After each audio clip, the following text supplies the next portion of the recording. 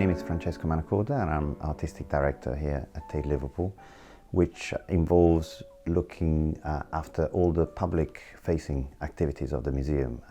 Tate Liverpool is part of Tate, which has like 4 different galleries, 2 in London and 2 outside London, 1 here in Liverpool and 1 in St Ives. Tate Liverpool is a long-time collaborator of the Biennial, and every time that the Biennial comes into town, we are one of the venues that hosts. And this year we have part of our collection display being reconverted into a sort of ancient Greece. The exhibition here really brings together a small number of contemporary artists, around a dozen of them, interacting and responding and activating material from the National Museum of Liverpool's classical collection. When we were researching the Biennial, we became quite interested in ancient Greece, not necessarily because of the mythological aspect, but because of the role that neoclassical architecture has played for Liverpool. For example, some artists work in the storage of the museum collection. Other artists just carried on doing their work, but somehow because of the use of pottery, or because of an interest in sort of making sculptures that nearly comes alive. I think they responded to elements that were interesting in their collection.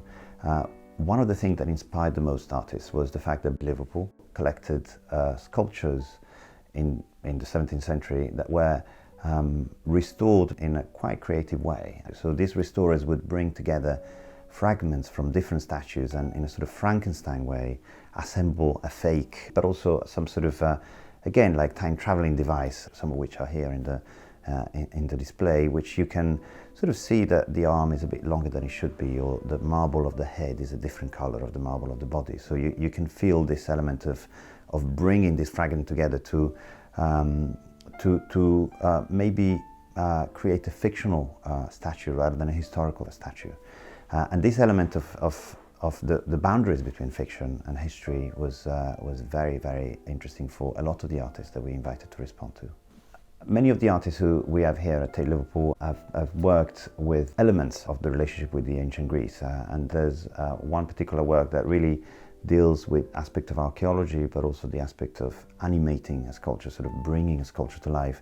And that's the work by Sahej Rahal, an Indian artist who has done quite dense display of clay sculptures, one of which is a monster somehow is trapped in a sort of Pompeii-like kind of figure. Imagine everything that he does as if these are artifacts coming from the future. So they are like archaeological finds from a scene and historical happening that haven't taken place yet. So somehow this idea of time travel into the future, but bringing back this artifact from this quite dystopian situation is what makes the work close to ancient artifacts quite incredible and responsive to what it means to make sense of fragments that we have from civilization that we do not know anymore, or we don't know yet. My favorite piece in Tate Liverpool is Jumana Mana's installation. She has done a very complex work looking at an herbarium, an archive of flora that an American scientist did in Beirut. She wanted to create a sort of sense of a lab. So she wanted to create the sense of somebody has just left the room and they were just studying this and assembling this. So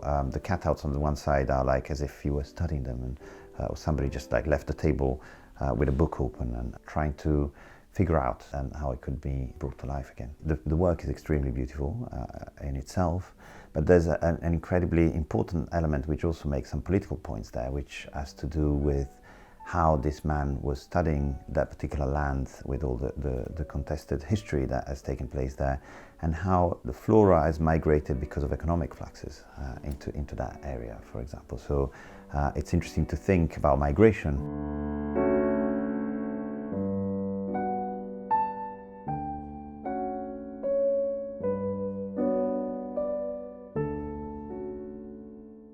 I really hope that people will activate their own stories. There is a work in the Biennial outside of Tate that is done by Lara Favaretto. It's a monolith. The incredible story that I heard is from a friend who visited it at the weekend, and she met a young boy, and the boy said, like, I am going to explain you this piece. It just arrived yesterday.